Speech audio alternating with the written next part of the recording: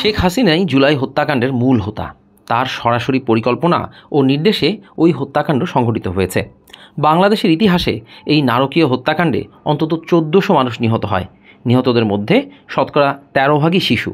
জুলাই বিপ্লবে সংঘটিত হত্যাকাণ্ড এবং মানবাধিকার লঙ্ঘনের ঘটনা তদন্তে জাতিসংঘ গঠিত ফ্যাক্ট ফাইন্ডিং মিশনের চূড়ান্ত প্রতিবেদনে এসব ভয়াবহ তথ্য উঠে এসেছে। এবার জুলাই অভ্যুত্থানে নৃশংসতার জন্য দায়ী অপরাধীরা দেশের বাইরে থাকলে তাদের ফেরানোর বিষয়ে সার্বজনীন এখতিয়ার তথা ইউনিভার্সাল জুরিসডিকশন প্রয়োগ করা যেতে পারে বলে জানিয়েছেন জাতিসংঘের মানবাধিকার বিষয়ক হাইকমিশনার ভলকার তুর্ক। জেনেভায় জাতিসংঘের মানবাধিকার কার্যালয়ে বাংলাদেশে অভ্যুত্থান চলাকালে মানবাধিকার লঙ্ঘনের বিষয়ে তথ্যানুসন্ধান প্রতিবেদন প্রকাশ উপলক্ষে আয়োজিত সাম্প্রতিক এক সংবাদ সম্মেলনে তিনি কথা বলেছেন। এক প্রশ্নের উত্তরে ভলকার তুর্ক বলেছেন, বাংলাদেশের সাবেক সরকার জনতার প্রতিরোধের মুখে ক্ষমতা আঁকড়ে রাখতে পরিকল্পিত ও সমন্বিত কৌশলের মাধ্যমে নৃশংসতা চালিয়েছিল। সেটা তখনকার রাজনৈতিক নেতৃত্ব জানত, আর তাদের নির্দেশেই চরম মানবাধিকার লঙ্ঘনের ঘটনাগুলো ঘটেছে। ভলকার তুর্কের ভাষায়, এই নৃশংস প্রতিক্রিয়া ছিল সাবেক সরকারের একটি পরিকল্পিত ও সমন্বিত কৌশল, যা জনতার বিরোধিতার মুখে ক্ষমতা আঁকড়ে রাখতে চেয়েছিল। তিনি বলেন, ইউনিভার্সাল জুরিসডিকশন প্রয়োগের ক্ষেত্রে কোনো ব্যক্তির বিরুদ্ধে আন্তর্জাতিক আইনে গুরুতর অপরাধ সংগঠনের অভিযোগ আনতে পারে কোনো দেশের আদালত। এক্ষেত্রে অপরাধ সংগঠনের স্থান কোনো প্রতিবন্ধকতা তৈরি করে না। ওই আইনের আওতায় অভিযুক্ত ব্যক্তির বিচার বা প্রত্যর্পণ চাওয়ার সুযোগ থাকে। অভ্যুত্থানের ঘটনায় অভিযুক্ত শেখ হাসিনা এখন ভারতে অবস্থান করছেন। এক্ষেত্রে কী পদক্ষেপ নেওয়া যেতে পারে তা জানতে চাইলে জাতিসংঘের মানবাধিকার বিষয়ক হাইকমিশনার বলেন, যদি অপরাধী দেশের বাইরে থাকে তখন ইউনিভার্সাল জুরিসডিকশন ব্যবহার করা যেতে পারে। তবে যে দেশে অপরাধী অবস্থান করছে তাদের গুরুতর মানবাধিকার লঙ্ঘনের অপরাধের বিচার করতে সম্মত হতে হবে।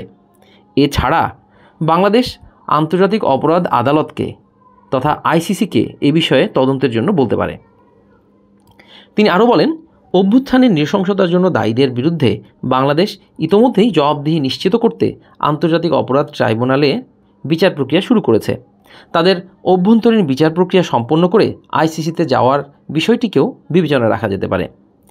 জাতিসংঘের ওই প্রতিবেদনে হত্যাকাণ্ড সহ মানবতা বিরোধী অপরাধের সঙ্গে শেখ হাসিনা সরাসরি জড়িত থাকার প্রমাণ তুলে ধরে বলা হয়, একজন পদস্থ কর্মকর্তা সাক্ষ্য দিয়ে বলেছেন, 19 জুলাই নিরাপত্তা বাহিনীর শীর্ষ কর্মকর্তাদের এক বৈঠকে নির্দেশ দিয়ে হাসিনা বলেন, বিক্ষোভের মূল হোতা এবং যারা সমস্যা তৈরি করছে তাদের হত্যা করে লাশ গুম করে ফেলো। 4 আগস্ট সকালে এবং সন্ধ্যায় নিরাপত্তা বাহিনীর শীর্ষ কর্তাদের নিয়ে জাতীয় নিরাপত্তা কাউন্সিলের 2টি বৈঠক করেন হাসিনা। সেসব বৈঠকে যে কোনো মূল্যে বল প্রয়োগের মাধ্যমে 5 আগস্টের মার্চ টু ঢাকা কর্মসূচি পণ্ড করে দেওয়ার সিদ্ধান্ত নেওয়া হয়েছিল।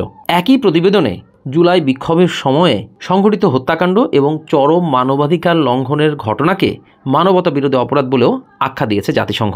ওই বিক্ষোভ দমনে নিরাপত্তা বাহিনীর অভিযান পরিচালনায় রাজনৈতিক নেতৃত্বের ভূমিকার কথা তুলে ধরে জাতিসংঘের ওই প্রতিবেদনে বলা হয়, একজন শীর্ষ কর্মকর্তা তার দেওয়া সাক্ষ্যে বলেন, বিক্ষোভ দমনে যাবতীয় নির্দেশ আসত রাজনৈতিক নেতাদের কাছ থেকে। 18 জুলাই অনুষ্ঠিত কোর কমিটির এক বৈঠকে তৎকালীন স্বরাষ্ট্রমন্ত্রী আসাদুজ্জামান খান কামাল বিক্ষোভ দমনে প্রাণঘাতী শক্তি প্রয়োগের নির্দেশ দেন। স্বরাষ্ট্রমন্ত্রী বিক্ষোভকারীদের দমন এবং গণগ্রেপ্তারের জন্য পুলিশ, র্যাব, বিজিবি, সেনাবাহিনী এবং ডিজিএফআই সহ অন্যান্য গোয়েন্দা সংস্থার পদস্থ কর্মকর্তাদের সঙ্গে বৈঠক করেন। জাতিসংঘের এই প্রতিবেদনে বলা হয়েছে, শান্তিপূর্ণ বিক্ষোভ দমন এবং নির্বিচারে আটকের উদ্দেশ্যে সংশ্লিষ্ট মন্ত্রণালয়ের নির্দেশেই ইন্টারনেট সেবা বন্ধ করে দেওয়া হয়েছিল।